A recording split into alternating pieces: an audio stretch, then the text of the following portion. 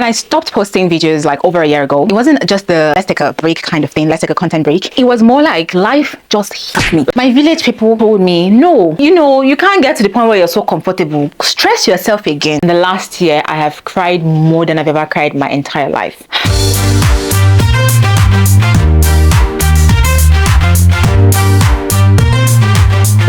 It's been almost 2 years, guys. Almost 2 years since I actually sat down, put a camera to my face. Okay, that might be partly a lie. I have made some videos on Instagram. But guys, when I'm saying that I set my actual Sony camera, put my microphone and all this stuff to make this video, it feels surreal. And honestly, I'm struggling here and there. It's taking me a lot of time. I was supposed to start filming this video from 12. I did not do it. Currently, I will show you my screen. Ignore the broken screen.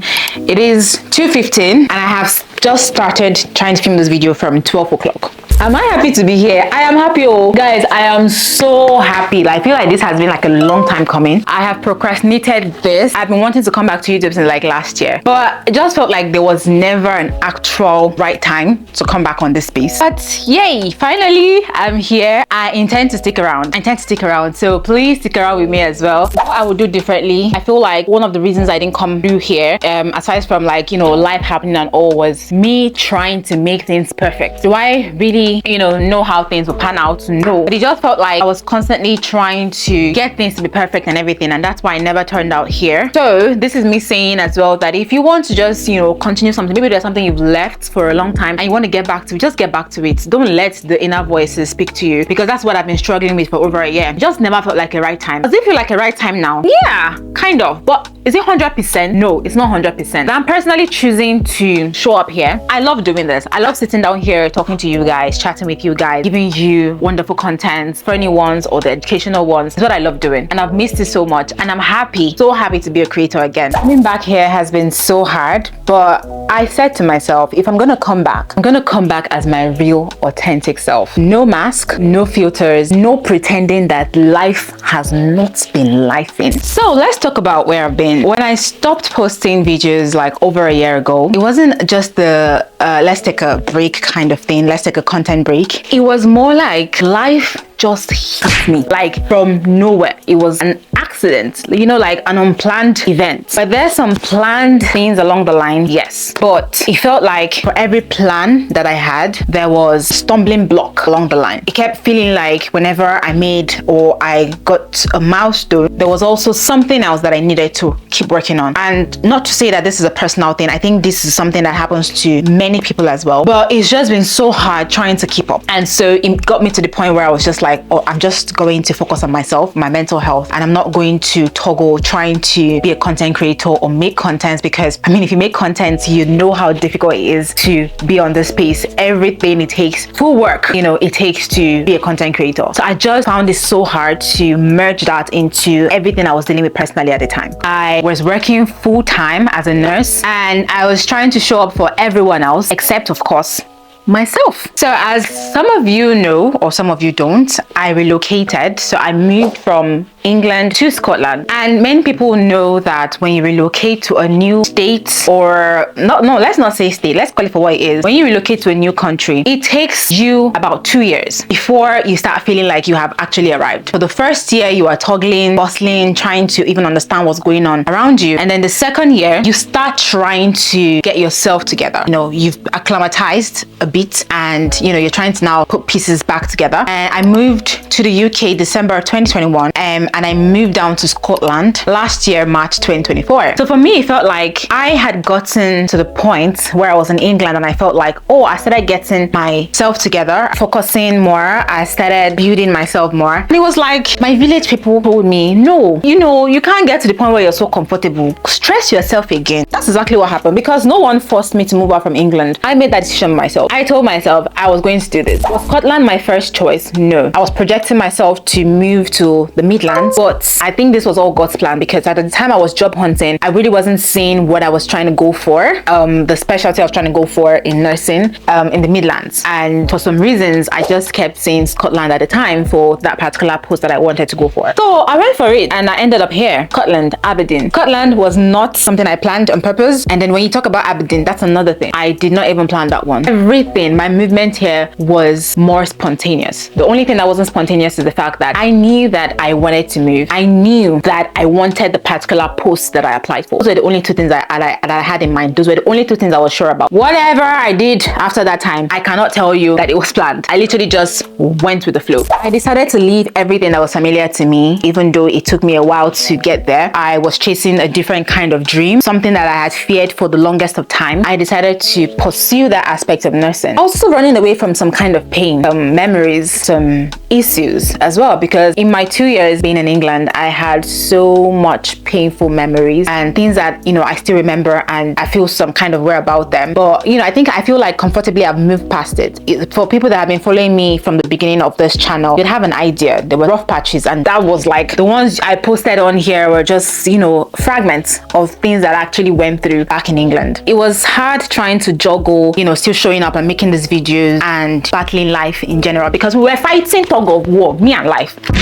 We were fighting. But times where it subdued me, you know, and I'll come back from my night shifts and I'll be thinking to myself, looking at my camera and like, what am I even doing? Why am I even doing this to myself? Why am I adding this problem on top of the problems that I already have? And it just really wasn't making any sense to me. So I decided to let life subdue me at the time, and then I backed out of content creation. I honestly was burnt out. I couldn't really envision who I was anymore. You know, that part of me that loved showing up, that part of me that loved dressing up, showing up, creating content, that whole part literally just disappeared. I looked for it, I searched for it, but I just couldn't find it. In the time I was away, I've had to do a lot of learning, unlearning, relearning. I had to face the parts of me that I kept myself busy enough to ignore, because it was just like, oh, you can't ignore this part anymore. You have to face them heads on. Some friendships ended. That is always bound to happen. I faced a lot of heartbreak, and I'm not even talking relationship heartbreak, friends, even in the search for jobs, a lot of things. Life was just dishing me heartbreak like they were serving me pizza.